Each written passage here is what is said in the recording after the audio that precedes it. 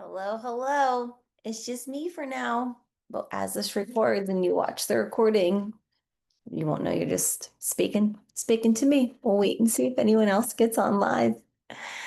It's a beautiful Saturday. In case you're wondering what I'm going to do today, my daughter had hockey practice at 7, so we were out the door super early, but that forced me to get up super early. And I went to came home, made breakfast for me and the husband, went for a walk, went to the farmer's market, did a grocery pickup, had a one-on-one with one of my advocates, came home, did some work around the house, and I'm getting ready to go pressure wash, which I'm super excited about.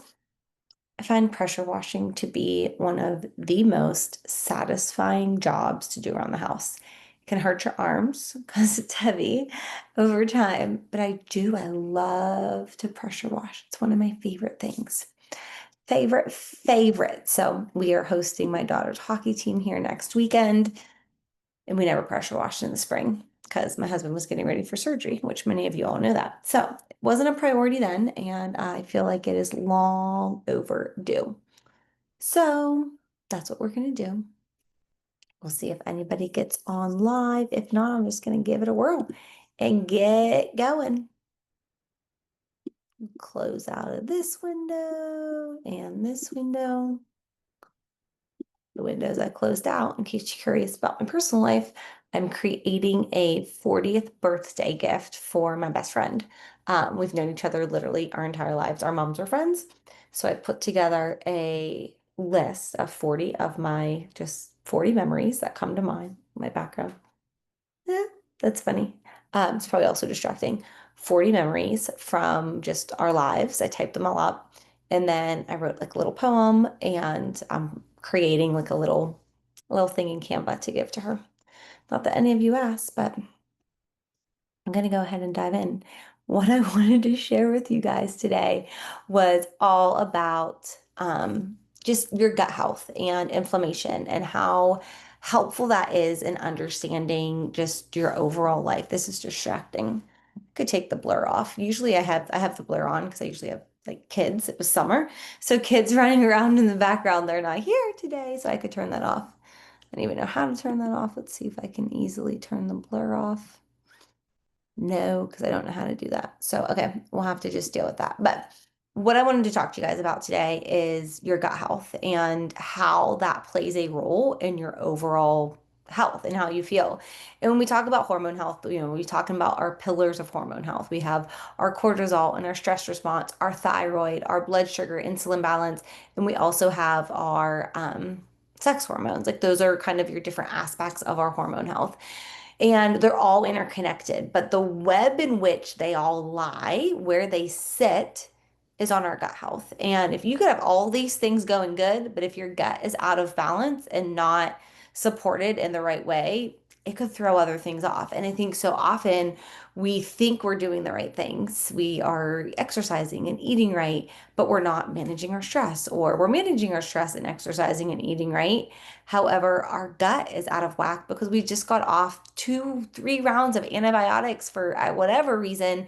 And there's something else off that's prohibiting us from absorbing our nutrients to put those nutrients to use in our body to then feel our best. Like there's so many things that go into it. And once I understood how interconnected our bodies were, it allowed me to make better decisions knowing that it wasn't just about the immediate, but really just the full picture, if that makes any sense. Like to me, understanding gut health allowed me to put it into a way where I could understand the whole picture of what we were dealing with. So some things I just wanted to share with you this morning. And I'll share this recording. And if you guys have questions, you can definitely message me or post them below.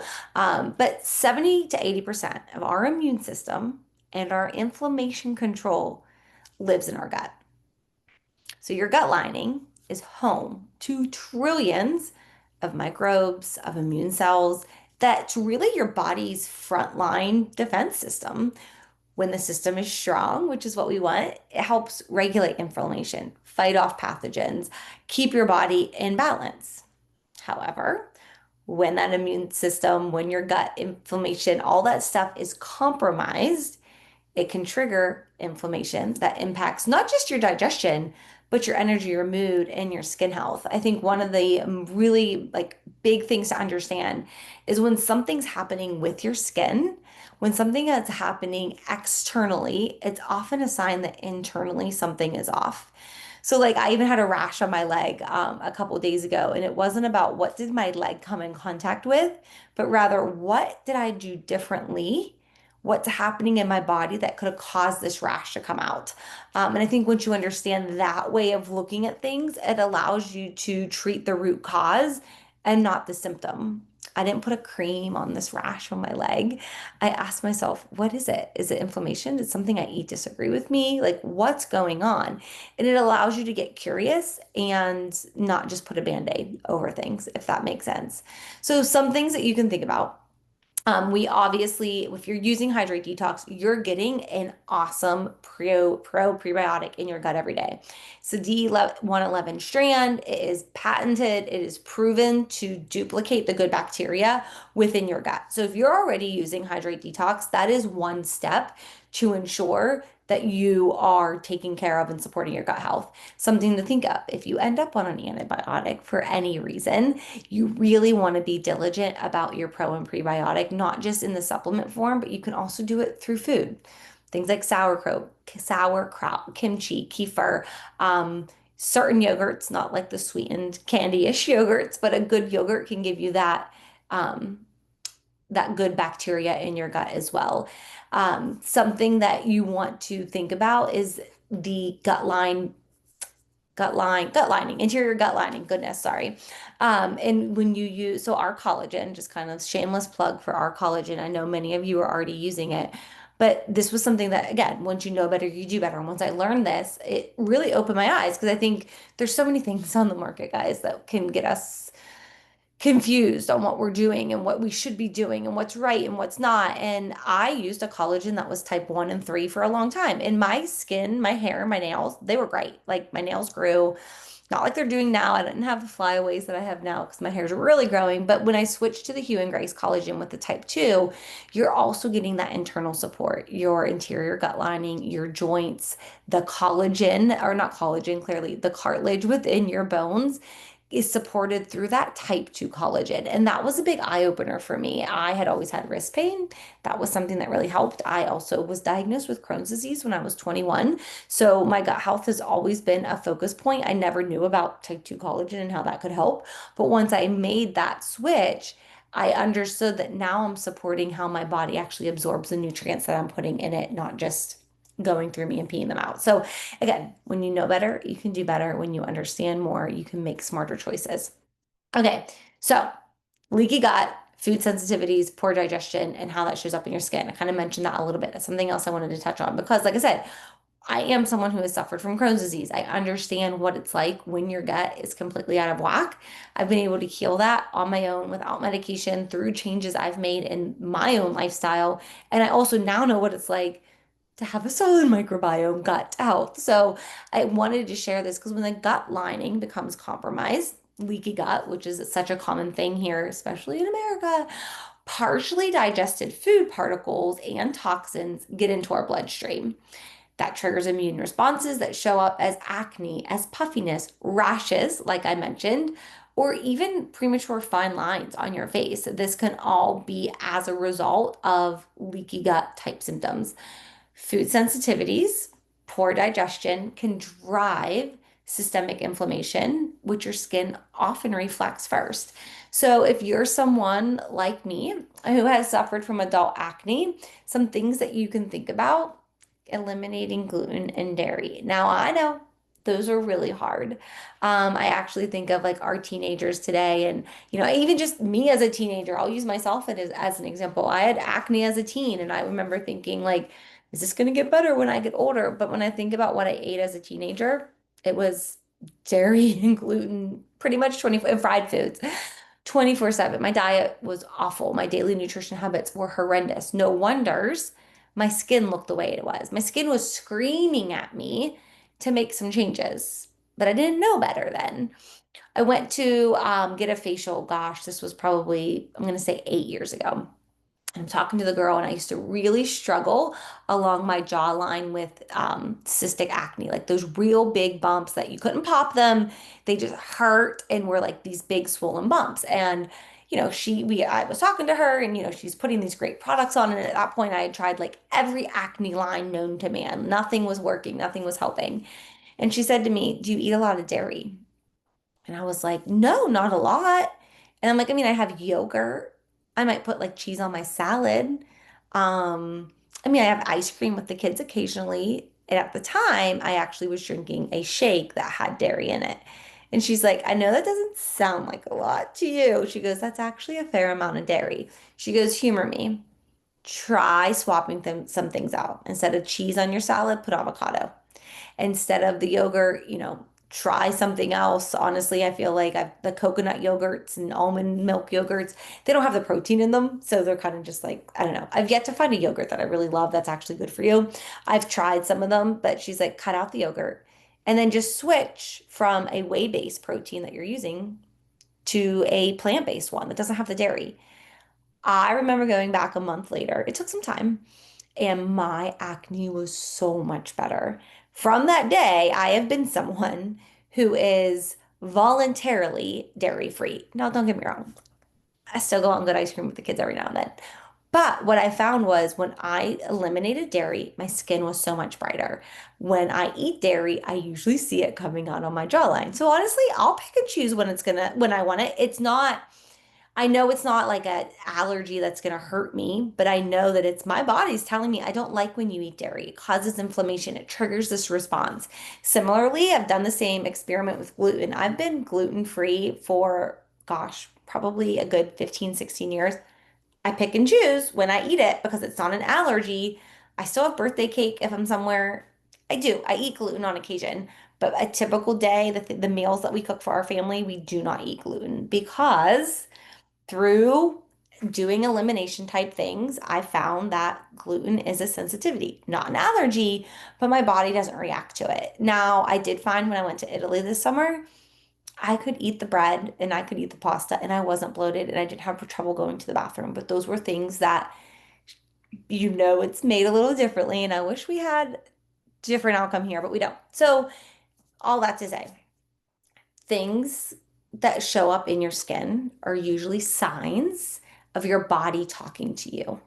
If you're struggling with acne, if you find yourself constantly being sick, if your face feels puffy, if you find you have rashes, a lot of times like back of the arms is another one where people will get rashes, try playing around with it. Start a food journal, try to track what you're eating and then where symptoms show up, what they are, and see how that plays a role into how your skin feels. Because you might find the correlation that I found that, again, when you know better, you can do better. When you don't know, you don't know.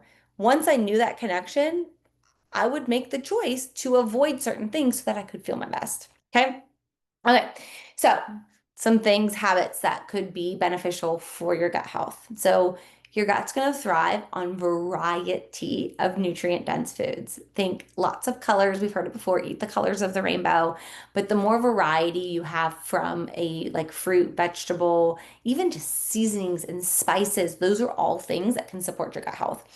Anti-inflammatory foods, I'm sure you've heard that word, AI, anti-inflammatory foods like leafy greens, omega-3 rich fish. So like we do a lot of salmon in our home, bone broth, berries. I know there's controversy. You got to be careful, organic, bugs, pesticides, all those things. But again, berries, those are all things that help restore balance within our bodies. Again, greens, omega-rich, three fatty fishes, bone broth, and polyphenol-rich berries are all going to help restore the balance.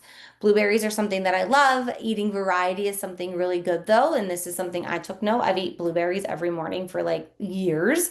I just buy frozen organic blueberries in the off season, and add them into my pancakes just frozen. I love them. But today I went to the farmer's market and I actually grabbed some peaches and I was like, I'm gonna make my pancakes this upcoming week using peaches instead. Peaches are in season right now. I got them locally, and that variety is really good to change things up. So, thinking about that.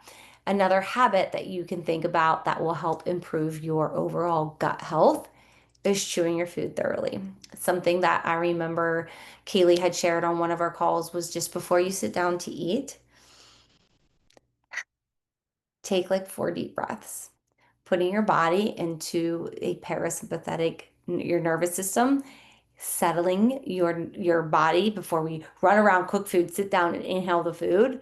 That can be huge for then how your body digests. When our digestion is better, our pooping is better, we're eliminating toxins better, we're getting that out of our body, and we feel better. Like, do you see how all that's related? So, little habits, chewing your food enough. I'm so guilty because I'm so often eating on the go. Taking those deep breaths before you even sit down to eat and avoiding processed foods as much as you can. I'm no, I'm guilty as much as all of you that life is busy and we're on the go. Meal planning and meal prep can seem overwhelming, but it is also a huge habit that can set you up for so much success down the road. We do a lot of repetition in our house. We have certain things that we cook regularly that help us have things on hand that we'll eat. I know my son will eat carrots and ranch dressing, so I try to have carrots peeled, cut up, and in the fridge so that he can grab them on any point in time. Same thing with our fruit. When I get home from the grocery store, it all gets washed. I set it out to dry. I package it up into glass containers because we don't want plastic. Remember that, ladies. And I keep it in the fridge so when somebody wants it, it's so easy to grab. If you've got, berries in the fridge that are washed, it's just as easy to grab those as it is a bag of chips from the pantry. Setting yourself up for success will help so much. Same thing with dinners. If you have, whether it's, throwing food in a crock pot or prepping food on Sunday, Monday for the week to come, or maybe you prep, for a couple days and then midweek do it again, doing that and having it ready will help avoid grabbing those highly processed foods because it's so easy to do when we're living in a world that's so busy and on the go. And it's something that I'll admit I go through seasons myself where I'm really good with meal prep and then seasons where I'm not so good at meal prep. But I know, especially with my kids started school last week, and it's something that, I sat down, I grilled a bunch of chicken, I roasted carrots and broccoli and green beans, and I've got peppers, and I'm trying to really look at what I have for the week to ensure I have 5 different vegetables that we can eat throughout the week, that I have, salmon night, chicken night, beef night, and rotating that through. To try to keep as much variety as we can because that helps with your gut. And one thing to think about, this was something I learned years ago, is to have about 30 different plant foods each week, not each day, each week. So thinking about fruits, vegetables, your grains, your beans, nuts, seeds, you get the point. Anything that grows from the ground. So for example, I told you I had carrots, broccoli, green beans, and peppers and jalapenos. Those were like the vegetables we ate last week. That's 5 different vegetables. I picked up grapes, blueberries, strawberries, and then today at the farmer's market, I got peaches. That's 4 different ones. I use this mixed seed nut butter from Costco. I think it has like 9 different seeds in it. I'll also add pumpkin seeds or sunflower seeds into my breakfast every day. It adds protein, it adds fiber. It's another different plant food. Quinoa, rice, oatmeal, those are all different grains that you can do as well. And then, seasonings, things like, using basil when you're cooking a pasta, trying to look at different types that you can include every week, not every day, but that diversity is going to really help your gut as well. And then the last thing I want to talk to you guys about today is just the role of pre and probiotics and fiber and hydration, and how that plays a role in just our overall digestion within our gut. So think of your gut as a garden. Anyone else have a garden? Mine was kind of sad and pitiful this year. Probiotics are the seeds. Those are the live bacteria. So probiotics are the seeds. Your prebiotics are the fertilizer, the fibers that feed the good bugs. Okay, you following me here? And then hydration is the water that keeps everything moving smoothly. Without all three, you need the seeds, you need the fertilizer, you need the water, you need the probiotics, you need the prebiotics, you need the hydration. Without all three, your gut environment isn't going to thrive. Fiber in particular is powerful because it feeds not only your beneficial bacteria, but also helps eliminate toxins through regular digestion. Somebody once told me if you're not pooping every day, that food's literally sitting in your colon rotting. And like I couldn't unhear that. I couldn't unlearn the benefits of going to the bathroom every day. Because truthfully, again, I always would like blame my Crohn's disease. I didn't. I wasn't regular. I might go 3 times one day and then not go for 3 more days. Like that was not abnormal. I could go on vacation for a week and never go to the bathroom, which is why prebiotics, hydration, and fiber became such a focus of my everyday life because I wanted to keep things moving. I want to eat healthy. I want my body to pull out the nutrients it needs to live. Then I want them to I want it to dispose of all the waste. And it does that through the digestion process. But it can't do that if we're not giving it the right things to help it thrive and to keep it moving. Obviously, our Hydrate Detox has that pro and prebiotic and hydration feature all within it. I mentioned to you guys about the seeds. Seeds are a great source of fiber on top of course, your leafy greens, vegetables. There's other things that have fiber in it, but those are things that I focus on to keep things going. Something that's a really good breakfast idea that you can meal prep ahead of time is overnight oats. So you can do overnight oats, top it with chia seeds. Chia seeds are another one that are really good. Maybe even add some yogurt if you're not sensitive to the dairy. You could add a little bit of yogurt, give you a little bit more protein, but overnight oats are something that can be really helpful because I don't do the yogurt. I usually add our triple boost protein into it. So you've got your oats, you add milk into it. I usually use almond milk. Add a scoop of triple boost, add chia seeds, you stir it all together and it's like a liquid. Let it sit overnight. The oats will absorb that liquid, the chia seeds will absorb the liquid. And then I don't usually add berries to mine until the next day, but it's something you can get little mason jars. It's a super easy thing to meal prep. Great for breakfast, especially if you're breakfast on the go. And then it will help you with getting that fiber in as well. So anyways, those are the things that I wanted to talk to you guys about. I know it was a Saturday afternoon and life is busy. So if you've got questions after listening to this, please feel free to shoot me a message directly or you can just comment below the video. All right, have a great day.